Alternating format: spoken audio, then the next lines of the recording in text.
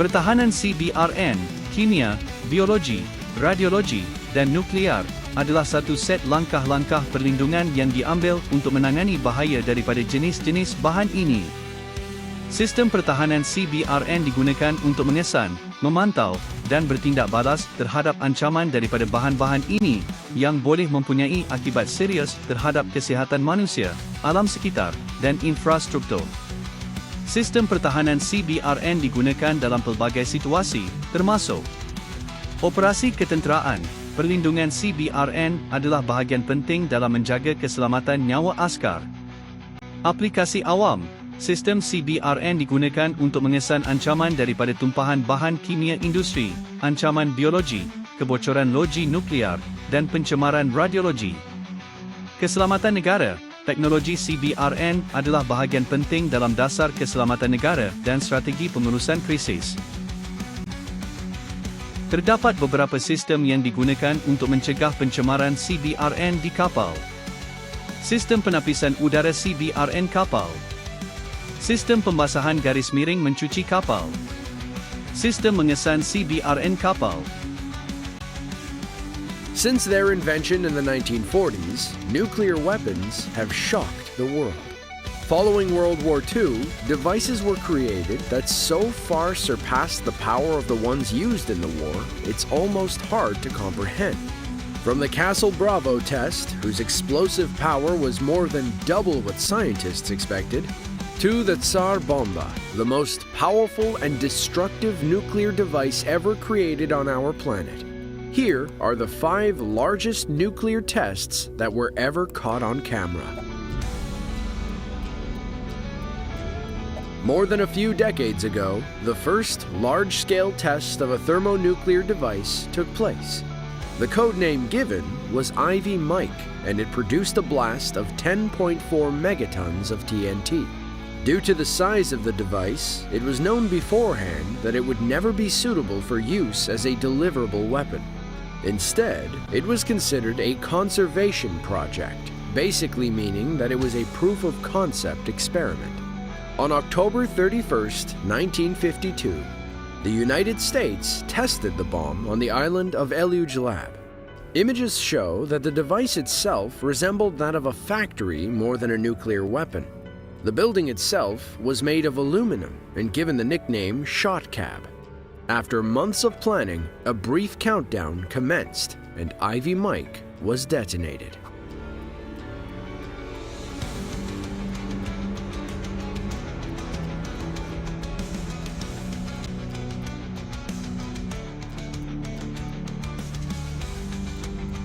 In total, 9,350 members of the military and 2,300 civilians were involved in this one test.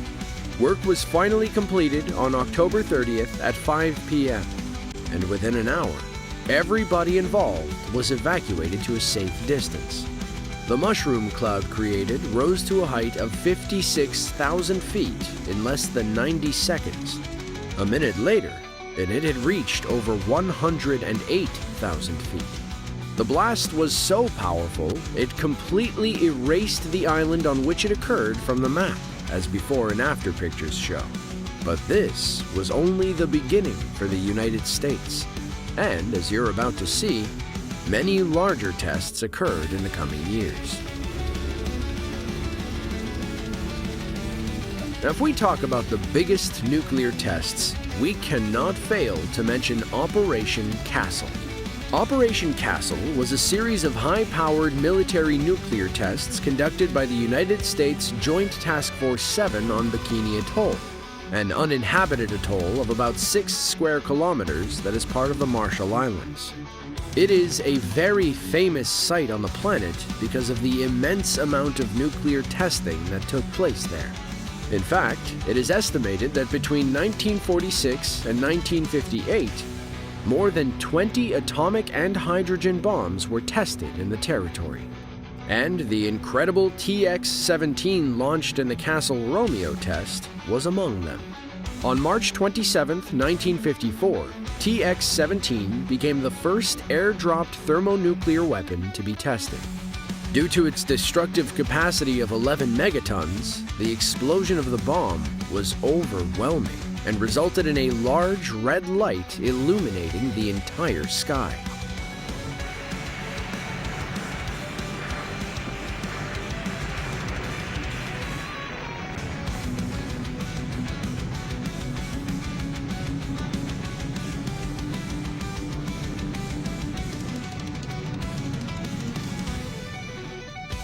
The test was considered to be a great success and led to further tests in the area, including the largest nuclear bomb ever detonated by the United States.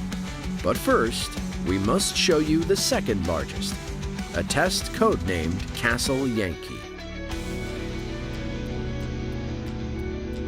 On May 5, 1954, the United States tested yet another nuclear device at Bikini Atoll in the Marshall Islands. This one was named Castle Yankee, and it released energy equivalent to 13.5 megatons of TNT, making it the second largest nuclear test done by the United States. The estimated yield from this device was roughly 9.5 kilotons, so it was surprising to many when this number was far exceeded. 2 minutes after detonation, the mushroom cloud rose to a height of 40,000 feet, equivalent to 32 Empire State Buildings.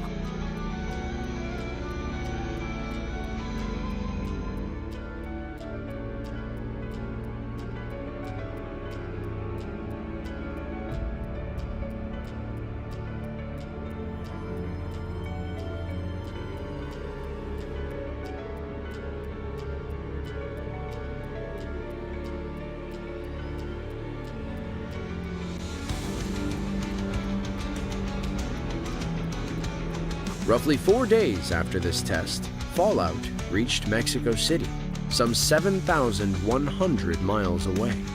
There were some technical difficulties during the tests, but officials largely considered them a success. However, the tests performed at Bikini Atoll also altered public perception about the safety of nuclear tests once they'd become aware of the long-term side effects of fallout. There is one nuclear device in the history of the United States that stands out above the rest. It was the largest ever detonated by the country, and one that surprised even the experts. The code name of the bomb was the Shrimp, but many of us know it by its operation name, Castle Bravo.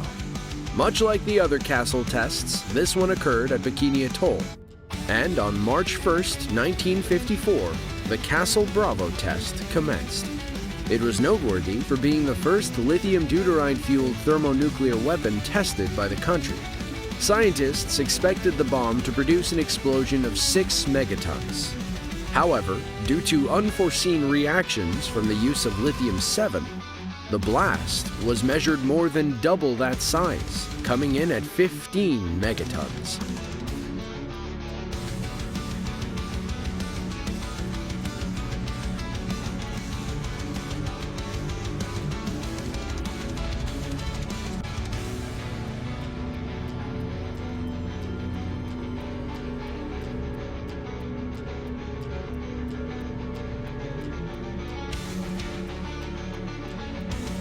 As a result of the greater-than-expected yield, radiological contamination spread to nearby islands, affecting U.S. soldiers and inhabitants living in the region, along with a Japanese fishing boat. It took 3 days to evacuate citizens, but by then, it was too late. Hundreds suffered from radiation sickness. The blast led to an international incident over thermonuclear testing, with traces from this event found in places like India and Australia. A few years later, in 1963, a partial nuclear test ban treaty was signed to hopefully limit incidents like these from happening ever again.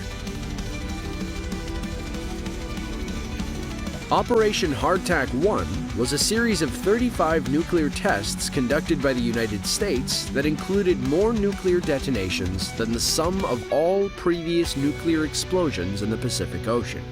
This operation, led by Joint Task Force 7, involved approximately 19,100 personnel, including members of the U.S. military, civilian employees, affiliates of the Department of Defense, and the Atomic Energy Commission. The tests, which took place between April 28th and August 18th, 1958, became some of the most fascinating nuclear tests ever recorded on camera. On May 16th, a test known as Wahoo took place.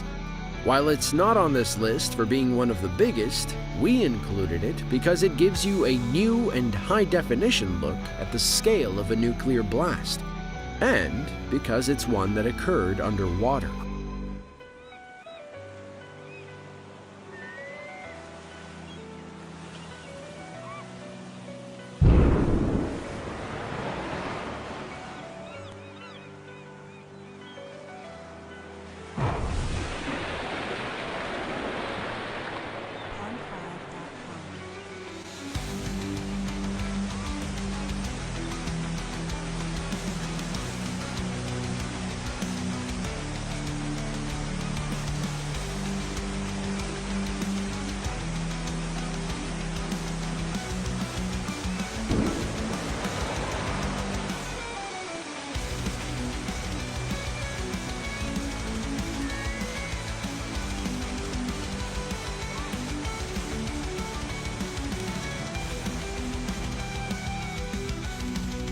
Within 7 seconds of detonation, the dome spray had reached a height of over 800 feet. A target ship stationed about 3.5 miles away was directly hit by the shockwave, which shook it violently. The test was considered a success and paved the way for further underwater tests to take place in the following months. And now, let's have a look at the largest nuclear device ever detonated in the history of the world. The Tsar Bomba. On October 30th, 1961, the Soviet Union tested the largest nuclear device ever created. To this day, no other country has come close to topping it. The Soviet RDS-220 hydrogen bomb, also known as the Tsar Bomba, was detonated above the Sukhoinos Cape of Severny Island, a little over 9 miles away from Mityushika Bay. Although the detonation was planned in secret, United States intelligence was able to detect the blast given its size. It is said that the bomb produced a yield of roughly 58 megatons of TNT. To put that into perspective, that's almost 3,000 times the strength of the device used on Hiroshima in World War II. According to reports, the detonation was large enough to break windows located 560 miles away, and the flash of light was visible up to 620 miles away. A blast of this magnitude would be capable of creating a fireball roughly 6.3 square miles in size, and any living creatures within 4,080 square miles of the epicenter would likely suffer third-degree burns. In recent years, Russia has declassified never-before-seen footage of the blast, showing us the full power of the Tsar Bomba. Осталось 3 секунды. 2, 1, 0. Взрыв сопровождался световой вспышкой необычной силы. В этот момент самолет-носитель находился в 45 километрах от места сброса. Вспышка и последующее свечение, несмотря на сплошную облачность, были видны в радиусе до 1000 километров.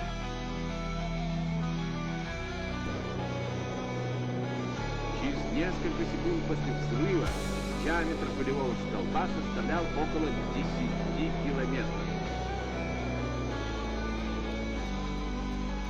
Thankfully, the Tsar Bomba was never designed with the intention of being used in battle. The goal was simply to demonstrate the nuclear power of the Soviet Union as a deterrent to its enemies at the time. Believe it or not, the plans to build large-scale nuclear weapons did not stop here. Originally, there were plans to build an even larger version of the Tsar Bomba, one that would produce a yield of nearly 100 megatons. The problem was that the delivery aircraft, no matter how fast, would not have been able to outrun the blast. So, plans were scrapped. Well, that's all we have for this video. If you enjoyed it and want to see more just like it, then be sure to click the link on screen now. With that, thanks for watching, and be sure to tune in next time.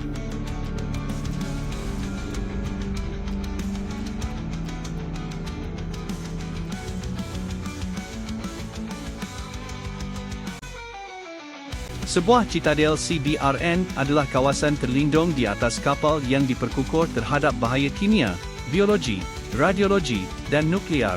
Cbrn.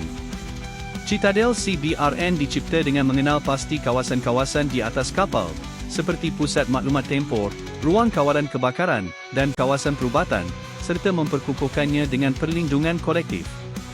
Citadel Cbrn boleh dibuat menggunakan sistem penapisan Cbrn yang menyediakan udara bersih kepada kapal bagi penghuni kapal tidak perlu untuk memakai topeng gas dan pakaian pelindung. Sistem-sistem ini menggunakan pelbagai tahap penapisan untuk mengeluarkan pencemar Cbrn dari udara. Ia juga mempunyai sistem kawalan yang memantau tekanan dalaman dan luaran serta memberikan amaran jika pemampatan citadel gagal. Sebuah citadel adalah ruang kedap gas bagi dalam kapal dan struktur atas. Ia terdiri daripada kompartmen yang saling berhubung yang dikelilingi oleh sempadan kedap gas dengan sistem bebas yang diperlukan untuk menyediakan kawasan bebas toksik tanpa sebarang bahaya Cbrn. Kapal besar mungkin mempunyai subcitadel atau lebih daripada satu citadel. Secara ringkasnya, citadel adalah kawasan atau ruang yang bebas daripada pencemaran Cbrn. Kawasan dan ruang ini akan dijaga oleh sistem penapisan udara bagi memastikan tiada pencemaran berlaku. Sebelum memasuki kawasan atau ruang citadel, apabila berlaku pencemaran Cbrn di luar kawasan atau di kapal, perlu melalui ruang nyah cemar Cbrn terlebih dahulu. Ruang nyah Cbrn berada di setiap pintu masuk citadel. Pre-wetting system adalah sistem penyembur air terbina dalam kapal yang membersihkan permukaan luar kapal daripada potensi pencemar kimia, biologi, atau nuklear. Sistem ini menggunakan sejumlah besar jet air untuk menyembur permukaan kapal, yang menghalang zarah radioaktif daripada melekat dan mencucinya. Sistem ini digunakan untuk melindungi kapal perang daripada zarah radioaktif yang mungkin jatuh selepas letupan bom atom bawah atau serangan udara di laut. Sistem ini boleh meningkatkan kelangsungan hidup kapal daripada serangan kimia atau biologi dengan mencuci sebarang agen yang mungkin telah melekat pada kapal.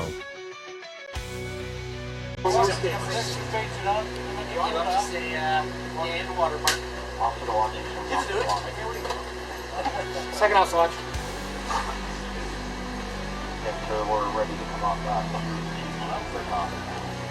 Roger, take station control. I'll change over to you.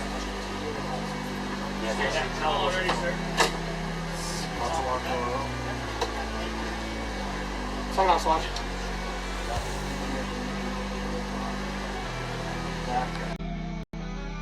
Pengesan yang paling banyak digunakan dan terbukti berkesan di medan perang di dunia, GID 3 sangat mudah alih, mudah digunakan dan cepat dikerahkan.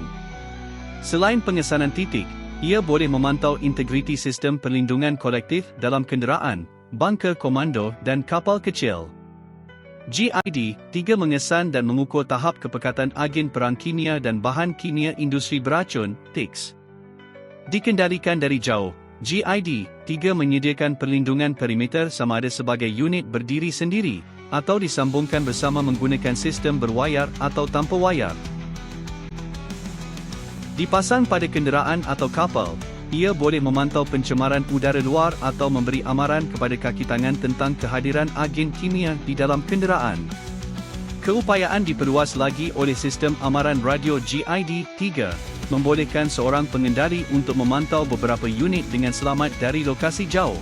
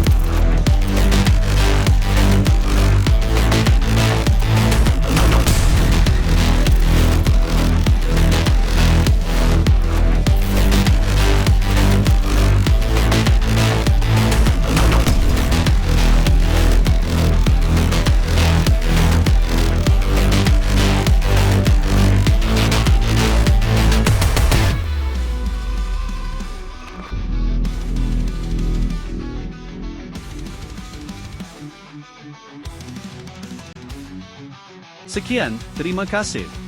Like, share dan subscribe.